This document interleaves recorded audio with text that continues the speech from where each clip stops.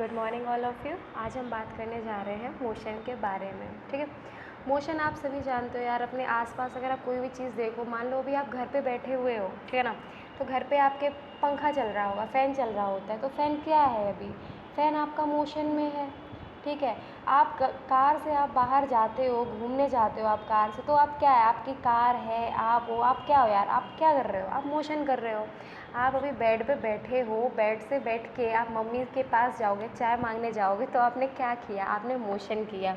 तो अगर आप देखा जाए ना, हर तरफ, हर जगह, एवरीवेयर आपका मोशन ही है। ठीक है ना, कोई भी चीज़ है, हिल रही है यार, काम हो रहा है, वो मोशन है। बट हम जो बात करेंगे, हम थोड़ी सी पढ़ाई वाली भाषा में बात करेंगे, तो सिंपल सी लाइन हम बोलते हैं कि object changing position with respect to time is known as what? Motion. मान लो कि अभी ये आदमी यहाँ खड़ा हुआ है, ठीक है ना, अब थोड़ी देर बाद मैंने देखा यार 2 सेकंड बाद वो इधर आ गया, 2 सेकंड बाद वो बंदा मेरा इधर आ गया, तो मैंने क्या बोला? मैंने कहा इसने तो मोशन कर लिया यार। अभी क्या है ना, अभी कोई इंसान है, वो लेटा हुआ है, ठीक है, फिर वो उसने पोजीशन चेंज कर ली। अब टाइम तो बढ़ता ही रहता है, अब 1 सेकंड में कर रहा है, 2 सेकंड में कर रहा है, लेकिन उसने क्या किया, उसने पोजीशन चेंज कर ली, तो वो भी मोशन हो गया ना। उसने वो हिल गया थोड़ा सा, टाइम तो बढ़ ही रहा है पर वो थोड़ा सा हिल गया ना, तो उसमें भी क्या कर दिया उसने? मोशन कर लिया है। तो मोशन की बहुत सिंपल सी भाषा होती है। अगर आप बोर्ड एग्जाम में हो तो लिखने के लिए कि भाई object changing position with the time is known as what? Motion होता है। अदरवाइज प्रैक्टिकल तो हम सभी जानते हैं कि मोशन क्या, सिंपल सा मोशन, बट उसे डिफाइन कैसे करें कि ऑब्जेक्ट है मेरा, मूव कर रहा है टाइम के रेस्पेक्ट में, उसे क्या बोल देते हैं हम? मोशन बोल देते हैं। ठीक है, अब मोशन के बाद हम बात करते हैं एक रेफरेंस पॉइंट की। कोई भी एक चीज़ होती है ना, उसे अपन लोग रेफरेंस पॉइंट तो लेके ही चलते हैं। रेफरेंस पॉइंट मतलब कि रेफरेंस पॉइंट ऐसे, जैसा कि मैंने अभी आपको पहले एग्जांपल बताया कि एक आदमी है, मैंने मान लिया कि ए पॉइंट है, ठीक है, या फिर आप सिंपल सा मान लो कि वो किसी के घर पे खड़ा है, वो ना पिंकी के घर पे खड़ा है, एक आदमी है, वो पिंकी के घर पे खड़ा है। अब वो क्या चला जाता है, हिल हिल के चला जाता है, वो कहाँ पे? रिंकी के घर पे चला जाता है वो। अब तो ये क्या हो गया ना, ये हम लोगों ने क्या किया, हम लोगों ने फ्रेम ऑफ रेफरेंस लिया। हम भाई पता कैसे करेंगे कि कहाँ से कहाँ चला गया? तो हमेशा हम लोगों को ना रेफरेंस पॉइंट चाहिए ही होता है। उसने मोशन किया तो है, पर किधर से किधर किया? अभी मैंने जैसे घर का एग्जांपल दिया था कि आप बेड पे लेटे हुए हो, आप बेड पे लेटे हुए हो, आपकी मम्मा यहाँ पे किचन में काम कर रही है, अब आपको चाय चाहिए, तो आप यहाँ से लेके किचन में तो जाओगे ना चाय मांगने, मम्मी मुझे चाय दे दो। तो आप ऐसी वही चीज़ है, अभी आप लेटे हुए हो बेड पे और ये है किचन, इन्हीं को रेफरेंस पॉइंट मान लेते हैं कि भाई बेड पे लेटे हुए हो तो ये पॉइंट हो जाता है, किचन तक गए तो ये बी पॉइंट हो गया। लेकिन हाँ, ये ध्यान रखना, रेफरेंस पॉइंट आप किसी एक को ही मानते हैं। जैसे मैंने ए को मान लिया कि आपने ए से कहाँ तक मूव कर दिया, तो उसे हम लोग रेफरेंस पॉइंट बोल देते हैं। इसमें कुछ भी इतना ज़्यादा है नहीं कि आप बहुत कंफ्यूज हो जाए, बहुत सिंपल भाषा में समझो, उसे अपन लोग रेफरेंस पॉइंट बोल देते हैं। ठीक है, अब हम लोग ना मोशन की बात करते हैं। सबसे पहले हम जो बात करते हैं वो बात होती है डायमेंशन की, कि डायमेंशन क्या होता है। डायमेंशन सिंपल सी भाषा में अगर मैं बोलूँ कि डायरेक्शंस होती हैं। लाइक हम सभी जानते हैं कि देखो, आपका जो वर्ड है ना, अभी प्रैक्टिकल बोला जाए तो डायमेंशंस ना बहुत सारी होती हैं, लेकिन अगर हम पढ़ाई करते हैं सिंपल सी लैंग्वेज में, तो 1D पढ़ते हैं, 2D पढ़ते हैं एंड 3D पढ़ते हैं। इनका मतलब क्या होता है, एक डायमेंशन में सिर्फ एक ही तरफ जा रहा है वो। 2D मतलब 2 डायमेंशंस होगी, 3D मतलब 3 डायमेंशंस हो गए। ठीक है, 1D मतलब जैसे कि हम लोगों ने ग्राफ पढ़े हुए होंगे, काफ़ी ग्राफ हम लोग पढ़ते हैं, ऐसे आप लोगों ने ग्राफ देखे होंगे। ठीक है, अगर ये है, एक ही लाइन पे वो जा रहा है, इसे 0 मान लो, तो इसे ना x मान लेते कि भाई एक x डायरेक्शन है, वहीं जा रहा है वो। अभी ऊपर कुछ नहीं है, इधर कुछ नहीं है, इधर कुछ नहीं है, यहाँ से यहाँ जा रहा है। अब आपका जो मोशन है ना, वो सिर्फ इधर होगा और इधर होगा, यहाँ के आगे चल सकता है, यहाँ से पीछे चल सकता है, और कहीं नहीं चल सकता। वो एक स्ट्रेट लाइन में मूव करेगा, उसे 1D बोल देते हैं। इसी में ही अगर मैं वाई एक्सिस और बना दूँ, मैंने इसी में ही वाई एक्सिस और बना दिया, तो फिर ये क्या हो जाता है, आपका 2D हो जाता है। अब आगे पीछे तो चल ही सकता है, बट अब ऊपर और नीचे भी जा सकता है। वो आगे पीछे तो चल ही रहा था, बट अब ऊपर और नीचे भी चला जाएगा, जो कि नॉर्मल होता ही है। बट अब ये जो है ना, मैं थर्ड डायमेंशन जो बना रही हूँ ना, Z, ये अलग होता है। ये मतलब पूरे हवा में, पूरे स्पेस में लेके चलते हैं। जैसे कि यहाँ पे मान लो कि अब प्रैक्टिकल समझो, आप लोग अभी ना रूम में बैठे हुए होंगे, ठीक है ना। आप रूम से उतरते हो तो अगर आप एक स्ट्रेट पाथ में अपने गेट तक जाओगे ना, सीधे चलते हुए, सीधे आपका बेड है मान लो यहाँ पे पड़ा हुआ है ना, आप बेड से नीचे उतरे और आपका लेट इट बी गेट आपका यहाँ पर है, तो आप सीधे जाओ ना, बिल्कुल नहीं हिलना आगे पीछे, सीधे जाओगे ना तो वो आपकी सिर्फ एक्स डायरेक्शन होगी। पर आप यहाँ से उतरते हो, बेड के 4 चक्कर लगाते हो, ऐसे से गोल गोल घूम के फिर गेट पे जाते हो, तो आपने एक डायरेक्शन में मोशन नहीं किया, आपने एक डायमेंशन तो हो ही गई, आपने दूसरी डायमेंशन भी पकड़ ली। ये नीचे वाई का पकड़ लिया, नेगेटिव वाई, पॉजिटिव वाई भी पकड़ लिया। अब आप चले गए यहाँ तक, आपने यानी कि 2D मोशन कर लिया। 3D मोशन क्या हुआ कि बेड है ये आपका, आप बेड से उतरते हो, आपने ना जंप किया, आपने बेड से लाइक जंप करके आप ज़मीन पे आए। अब आप जंप करके आए ना, तो ये आप जेड डायरेक्शन में चले गए, 3D में चले गए आप। जब आप हवा में हो, स्पेस में हो, जंप करके आप नीचे आ गए, फिर आपने 2 चक्कर लगाए, फिर आप गेट पे गए, तो एक डायमेंशन भी कंप्लीट की आपने, 2 डायमेंशन भी, और आपने 3D भी आपने कंप्लीट की। तो this is all the difference of dimensions, ठीक है। अब डायमेंशंस की हम बात करते हैं। मैं जो एक्चुअली मैं जो पढ़ा रही हूँ ना, वो रिवीजन के पर्पज़ से पढ़ा रही हूँ, ताकि आप लोग जल्दी से होता है कि मैं कम टाइम में आपको ज़्यादा से ज़्यादा चीज़ें समझा पाऊँ। अगर मान लो कोई भी चीज़ है जो समझ में नहीं आ रही है, तो मुझे कमेंट करना एंड देन मुझे बताना कौन सी चीज़ें समझ में नहीं आई है, उसको मैं और अच्छे से अलग वीडियो बना के समझा दूँगी, ठीक है। ओके, अब हम जो बात करते हैं motion in straight line. Motion आपका स्ट्रेट लाइन में कैसे होता है।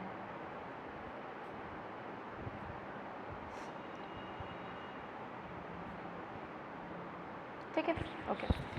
मोशन इन स्ट्रेट लाइन में हम सबसे पहले इसमें जो देखो सिंपल से टर्म्स हैं वो मैं आपको बता देती हूँ। सबसे पहला टर्म अपन लोग लेते हैं वो होता है डिस्टेंस। डिस्टेंस क्या होता है?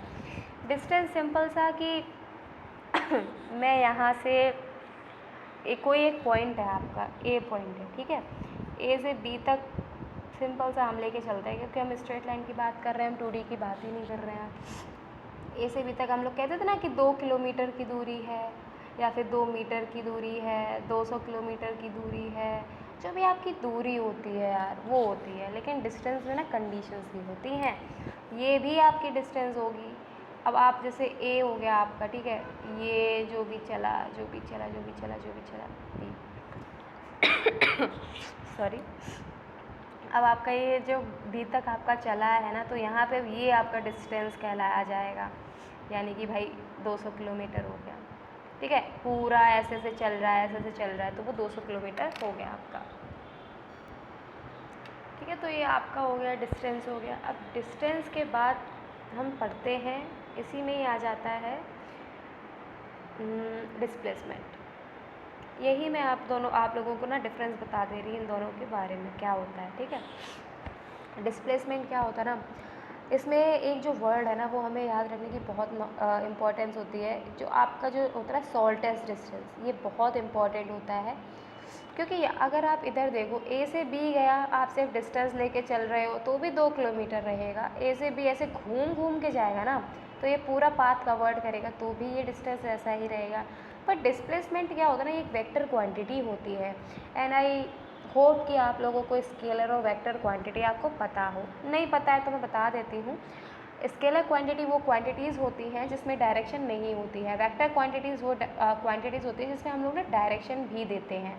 बस सिंपल सी बात है यार, वेक्टर में आपका डायरेक्शन होना है, स्केलर में डायरेक्शन नहीं होता है। इसमें मैंने कोई डायरेक्शन बताया क्या? मैंने कहा बस 2 किलोमीटर है, 2 मीटर है, 200 किलोमीटर, बस ख़त्म। अब डिस्प्लेसमेंट में मैं कहूँगी ना 200 मीटर इन ईस्ट डायरेक्शन में है, 200 मीटर है। मैंने यहाँ पे क्या कर दिया, मैंने यहाँ पे डायरेक्शन ऐड कर दी, तो इसलिए ये डिस्प्लेसमेंट कहला देता है कि भाई ये वेक्टर क्वांटिटी है, ख़त्म बात। लेकिन डिस्प्लेसमेंट में और क्या होता है कि शॉर्टेस्ट डिस्टेंस होता है। मान लो ये ए से बी, जैसा कि हम पहले वही डिस्टेंस ले रहे थे वही ले लेते हैं।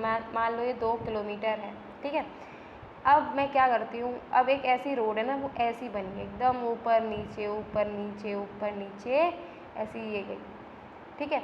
अब लेकिन क्या है ना, इसका जो मैंने डिस्टेंस बताया, मैंने कहा यार ये तो 200 किलोमीटर डिस्टेंस है इसका, मैं कार से जाऊँगी पूरा ये ले टू मनाली वाला जो पाथ नहीं है, ये तो बिल्कुल वैसा बन गया कि भाई ऐसा पाथ है तो 200 किलोमीटर तो लग ही जाएंगे मुझे। बट अब क्या होता है ना, यहीं पे अगर मैं डिस्प्लेसमेंट नापती हूँ, डिस्प्लेसमेंट होता है शॉर्टेस्ट डिस्टेंस, कुछ नहीं देगा, किसी को नहीं देगा, सीधा स्ट्रेट पाथ, ये लो ख़त्म, सीधा स्ट्रेट। देखो भाई 2 किलोमीटर है ये तो, ख़त्म बात, सीधा स्ट्रेट पाथ, यानी कि शॉर्टेस्ट डिस्टेंस वो भी स्ट्रेट पाथ का होगा, तो वो आपका डिस्प्लेसमेंट हो जाएगा। और वहीं पर ही डिस्टेंस जो होता है वो आपका प्रॉपर जो आप यूजुअल पाथ लेते हो उसमें कोई शॉर्टेस्ट कोई भी लॉन्गेस्ट नहीं होता है, लेकिन डिस्प्लेसमेंट क्योंकि वो आपकी एक वेक्टर क्वांटिटी होती है तो इसमें शॉर्टेस्ट पाथ हम लेके चलते हैं। ठीक है, आगे बढ़ते हैं। अब मैं थोड़ा सा इसमें ना वो चीज़ें हैं वो बता देती हूँ। एक हो गया आपका डिस्टेंस और एक हो गया आपका डिस्प्लेसमेंट। जो आपका डिस्टेंस होता है ना, अगर आपकी बॉडी मोशन कर रही है, मैं मोशन करने की बात कर रही हूँ, अगर मान लो आपकी बॉडी मोशन कर रही है तो क्या होता है, वैसे आपका देखो डिस्टेंस जो होता है ना वो आपका ज़ीरो भी हो सकता है। मान लो मोशन ही नहीं कर रही है तो ज़ीरो होगा ही होगा, हिली नहीं वो तो अपनी जगह से, तो ज़ीरो हो सकता है। ठीक है, अब अगर वो थोड़ा सा भी उसने मोशन कर लिया टाइम के साथ तो क्या होगा, वो हमेशा डिस्टेंस जो होती है ना वो हमेशा पॉजिटिव होती है, ये भी आप ध्यान रखोगे। डिस्टेंस जो भी होती है ना हमेशा पॉजिटिव होती है। तो रुकना, डिस्टेंस जो होती है वो हमेशा पॉजिटिव होती है। और डिस्प्लेसमेंट आप कह दोगे, डिस्प्लेसमेंट भी पॉजिटिव होती है, डिस्प्लेसमेंट भी आपकी ज़ीरो हो सकती है, सेम है। बट अब इसमें एक केस आ जाता है कि आपका जो डिस्टेंस है वो डिस्प्लेसमेंट से ज़्यादा ही होता है, ज़्यादा हो सकता है, बराबर भी हो सकता है, ये भी एक केस होता है आपका कि डिस्टेंस आपका डिस्प्लेसमेंट से ज़्यादा होता है या फिर बराबर हो सकता है। बस ये 2 केसेस है, ये इंपॉर्टेंट है, ये ध्यान रखना। इम्पॉर्टेंट यहाँ पे ये कि डिस्प्लेसमेंट कभी भी डिस्टेंस से ज़्यादा भाई नहीं हो सकती। ठीक है, ओके। अब हम बात करते हैं uniform motion and non uniform motion के बारे में, uniform and non uniform motion के बारे में।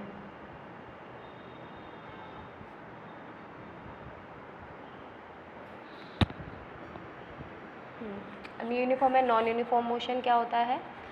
यूनिफॉर्म मोशन आपका होता है कि अगर equal distance equal interval of time में वो मोशन करे, तो उसने इक्वल डिस्टेंस किया travel equal interval of time में, तो यूनिफॉर्म मोशन होता है। Equal distance equal interval of time में, मैं इसका आपको सबसे बेस्ट एग्जांपल बताती हूँ। सबसे बेस्ट एग्जांपल होता है आपका परेड का। आप लोगों ने परेड देखी होगी, कितने सारे आपके सिपाही वगैरह पुलिस ऑफिसर्स वगैरह होते हैं, एक ही लाइन में चलते हैं, एकदम एक सिंक होता है कि एक सेकंड में एक ही कदम आगे बढ़ना है, बस ख़त्म, नेक्स्ट सेकंड में नेक्स्ट कदम आगे बढ़ेगा।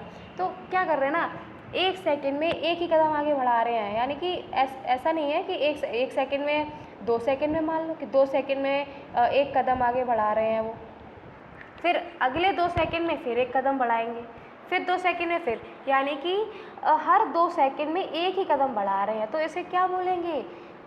यूनिफॉर्म मोशन बोलेंगे। पर अगर मान लो ऐसा हो जाए, अगर आपका मान लो ऐसा हो जाए कि कोई भी, अब हम लोग नॉर्मल लोग जैसे चलते हैं, बाज़ार वज़ार गए नॉर्मल चलते, तो हमारा क्या होता है ना कि 2 सेकंड में हम तो कभी एक ही बढ़ाते हैं और कभी हम लोग क्या बोलते हैं, कभी भागने लगते हैं एकदम से, तो 2 सेकंड में हमने 3 कदम बढ़ा लिए, हम लोग एकदम से भाग गए, रास्ते में भैंस मिल गई, हमें मिल जाती है भाई, मार्केट वार्केट जाते तो कहीं गई, गाय मिल गई, भैंस मिल गई, तो एकदम से भागने लगे, तो अगले 2 सेकंड में हमने 3 कदम चल दिए और अभी 2 सेकंड में हमने एक ही कदम चला, तो हमारा ये वाला जो मोशन होगा वो कैसा हो जाएगा? नॉन यूनिफॉर्म हो जाएगा।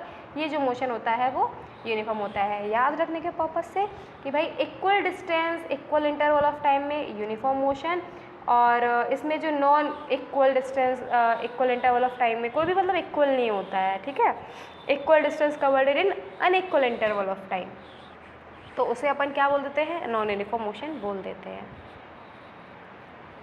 ठीक, अब हम बात करते हैं रेट की। जैसा कि अभी हमने डिस्टेंस के बारे में, उसकी वेक्टर और स्केलर क्वांटिटी के बारे में पढ़ लिया, अब हम बात करते हैं rate of motion. Rate of motion में, रेट ऑफ मोशन में आपका क्या आता है? इसमें सबसे पहले हम बात करेंगे स्पीड की।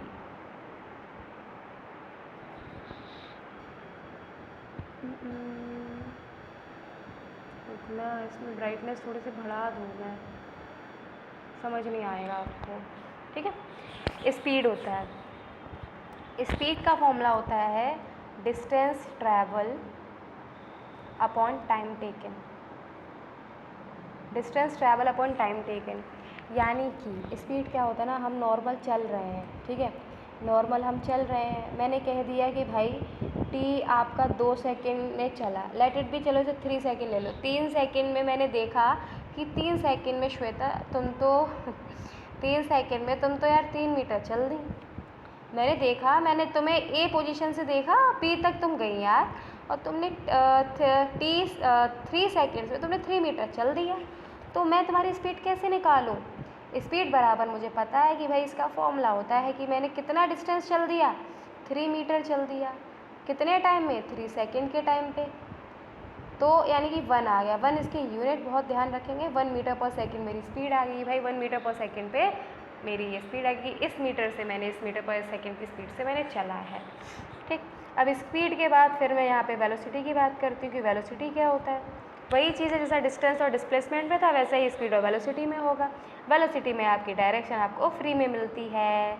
अगर मैंने कह दिया कि यार तुम तो अब चली हो, मैंने कह दिया तुम तो यार ईस्ट डायरेक्शन में चल दी, ईस्ट डायरेक्शन में मैंने तुम्हें देखा कि तुम 3 सेकेंड में 3 मीटर चल दी हो, तो अल्टीमेटली आएगा तो वही, आपका आएगा तो वही, लेकिन अब क्योंकि इसमें डायरेक्शन ऐड है तो इस वजह से ये वेलोसिटी कहलाई जाती है।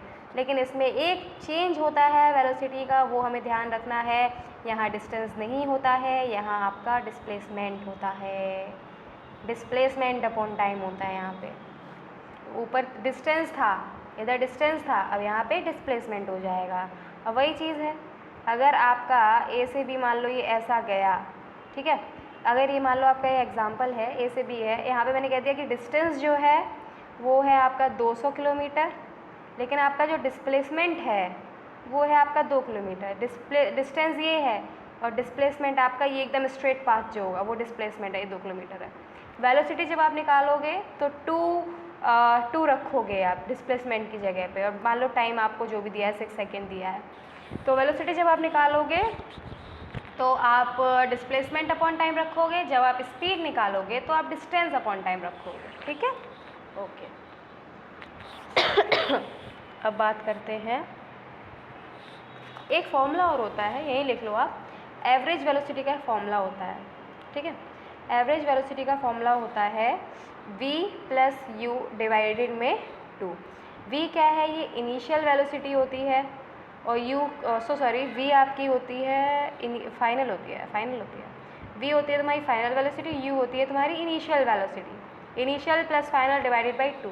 ये सिर्फ और सिर्फ लीनियर मोशन में ही काम आता है, हर मोशन में लगाने की गलती मत करना, ये सिर्फ लीनियर मोशन में ही काम आता है, बस इसके रूल्स होते हैं। बट मैं तो ये कहूँगी कि अगर तुमसे ये कहा जाए ना, अगर आप लोगों से ये चीज़ बोली जाए कि निकालो एवरेज स्पीड निकालो, तो उसमें ना डिस्टेंस टाइम कुछ दिया होगा, मान लो कुछ दिया नहीं है तो v plus you divide by 2 कर दो, कोई दिक्कत नहीं है।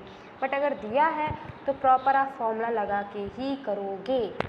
जो आपका फॉर्मूला होता है ना, एक फॉर्मूला होता है आपका, डिस्टेंस इज इक्वल्स टू, अभी तो हमने बताया वही फॉर्मूला है, लेकिन मैं आपको दूसरे फॉर्म में लिख रही हूँ। डिस्टेंस बराबर होता है स्पीड इनटू टाइम, डिस्प्लेसमेंट बराबर होता है वेलोसिटी इनटू टाइम। इसी फॉर्मूले को यूज़ करके एवरेज निकाल देना निकल आएगा सॉरी, ठीक है। क्वेश्चंस करवा देंगे, ऐसी कोई दिक्कत नहीं है, क्वेश्चंस भी करवा देंगे, ठीक है। अब बात करते हैं एक्सेलरेशन की। एक्सेलरेशन क्या होता है? एक्सेलरेशन सिंपल सी भाषा में बोलेंगे rate of change of velocity, rate of change of velocity. अभी वेलोसिटी क्या था? Rate of change of displacement. अब एक्सेलरेशन क्या है? Rate of change of velocity. ये सभी इंटरलिंक्ड होते हैं आपस में, इंटरकनेक्टेड होते हैं आपस में, ठीक। वेलोसिटी का चेंज हो जाएगा तो एक्सेलरेशन का सिंपल सा फॉर्मूला होता है, वेलोसिटी आपका टाइम के साथ चेंज होगी तो वो एक्सेलरेशन हो जाता है, कोई दिक्कत नहीं है। अब लेकिन एक्सेलरेशन में ना आपके 2 पार्ट आते हैं, एक होता है एक्सेलरेशन आपका बढ़ता है एक्चुअली, पर एक एक्सेलरेशन ऐसा होता है जो आपका घटता है, उसे अपन लोग एक्सेलरेशन नहीं बोलते हैं, उसको बोलते हैं रिटार्डेशन। एक्सेलरेशन नहीं होता वो, उसको बोलते हैं रिटार्डेशन। उसे रिटार्डेशन बोलते हैं। रिटार्डेशन का मैं एग्जांपल बहुत सुंदर सा है, एरोप्लेन।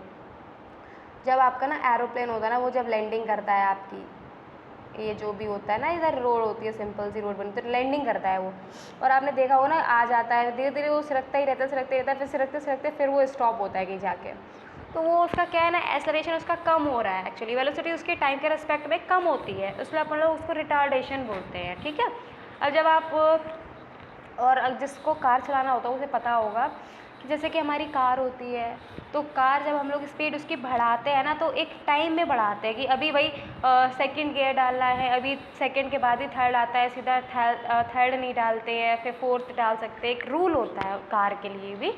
तो उसमें भी चीज़ होती है कि आपको धीरे धीरे ना आप एक्सेलरेशन बढ़ा रहे होते हो। क्यों? क्योंकि वेलोसिटी आप टाइम के साथ इंक्रीज़ कर रहे हो, तो एक्सेलरेशन बढ़ रहा है। यहाँ पे क्या हो रहा है, जहाँ वेलोसिटी कम हो रही है तो यहाँ रिटार्डेशन हो रहा है, जहाँ वेलोसिटी बढ़ती है वहाँ एक्सेलरेशन हो रहा होता है। सिंपल सी बात है, ठीक है। फिर एक्सेलरेशन में भी दो एक टाइप हो जाते हैं आपके, यूनिफॉर्म एक्सेलरेशन और नॉन यूनिफॉर्म एक्सेलरेशन।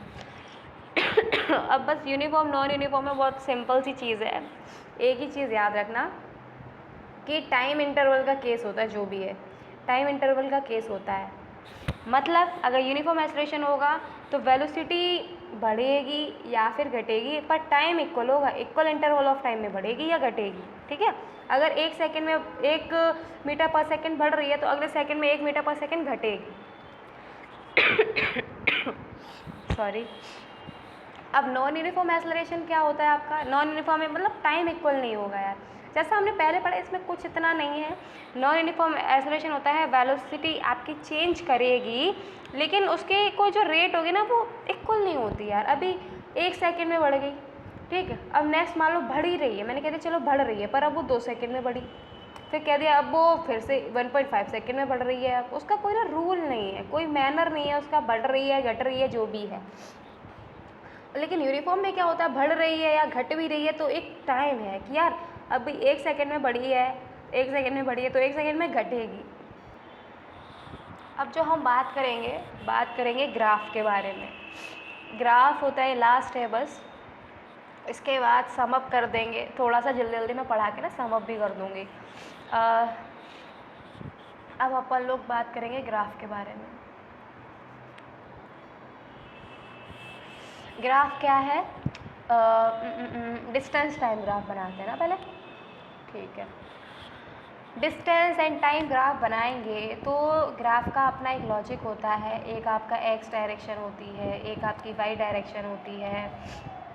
डिस्टेंस कहीं भी मान लो, बट वाई डायरेक्शन में मान लो तो ज़्यादा बेटर है, और यहाँ पे मैंने टाइम मान लिया, ठीक है, ओके।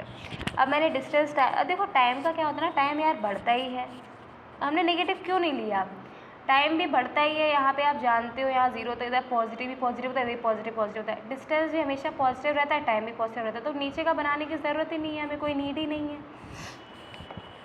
ठीक है।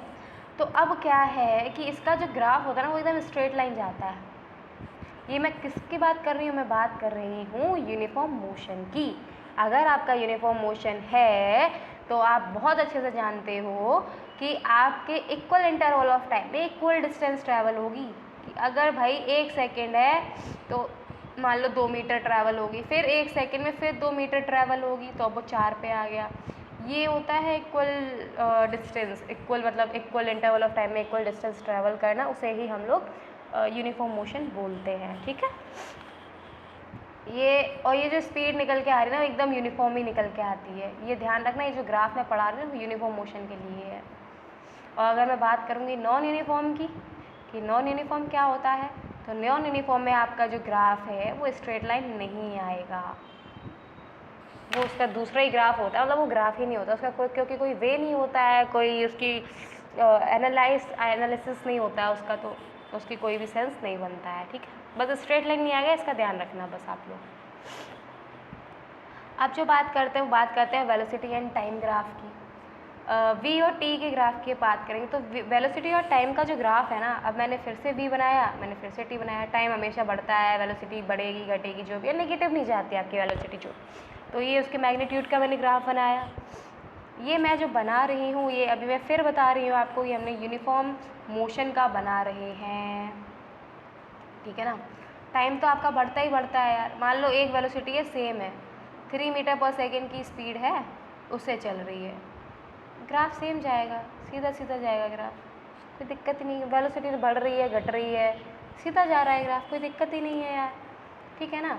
इसमें आपको क्वेश्चंस ऐसे दिए जाते हैं कि इतना टाइम का हो गया, इतना टाइम का हो गया, बट आप इसमें अब देखो नई चीज़ मैं आपको बताऊँ, ऐसे याद रख लो कि एरिया भी काफ़ी पूछ लेता है। एरिया कि एरिया अंडर dt ग्राफ का जो एरिया है वो आपको क्या देगा, ये चीज़ें आ जाती हैं। एरिया जो है वो वीटी ग्राफ का एरिया क्या देगा, खैर इसका एरिया तो इतना नहीं आता है, लेकिन हाँ वीटी ग्राफ का एरिया ज़्यादा पूछा जाता है, क्योंकि इसका एरिया कुछ नहीं देता आपको, इसका स्लोप देता है आपको, ठीक है, स्पीड देता है इसका स्लोप।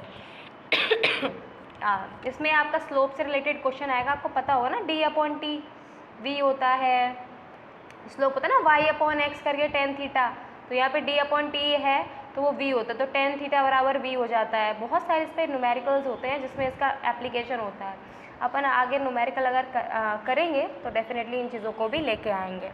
और इसका v और t का एरिया निकलता है, क्योंकि हमें पता है डिस्प्लेसमेंट बराबर क्या होता है, वेलोसिटी इनटू टाइम होता है। और एरिया आपको मान लो कभी दे दिया कि t बराबर 1 सेकेंड से t बराबर 2 सेकेंड तक उसने ट्रैवल किया, इतनी स्पीड से ट्रैवल किया v ने, तो ये आपका इस वे में आ जाएगा। तो इसका हमें पता है कि भाई जो इसका एरिया होता है वो पूछ लिया आपसे डिस्प्लेसमेंट बताओ, तो हम इन दोनों का मल्टीप्लाई कर देंगे, इसमें जो डिफरेंस हो गया वो 1 सेकेंड का हो गया, वेलोसिटी आपकी 3 है तो बस एरिया आ गया 3 मीटर स्क्वायर, ऐसे आ जाता है। सिंपल है, सिंपल है, बस ख़त्म हो गया, वो इतना ही था। और भी अगर कोई चीज़ें होंगी तो मैं भी उस पर कवर करने की कोशिश करूँगी, वैसे ये चीज़ें इतनी ही हैं। और जो समझ में नहीं आया है तो डेफिनेटली मेरे को कमेंट करके बताना, उसको मैं प्रैक्टिकल एग्जांपल के थ्रू आप लोगों को समझाऊंगी, ठीक है। अभी बस ये ऐसा था, रिवीजन पर्पज़ से मैंने निकाला था, इसलिए इसमें इतना मैंने डीप नहीं समझाया है, और इसलिए मैंने थोड़ा सा ना जल्दी जल्दी भी पढ़ाया है, क्योंकि अल्टीमेटली ना रिवीजन पर्पज़ पे है कि किसी को मान लो नोट्स बनाने हैं तो रिवीजन पर्पज़ के बेसिस पे मैंने बनाया है, दैट्स इट, ठीक है। Okay, thank you.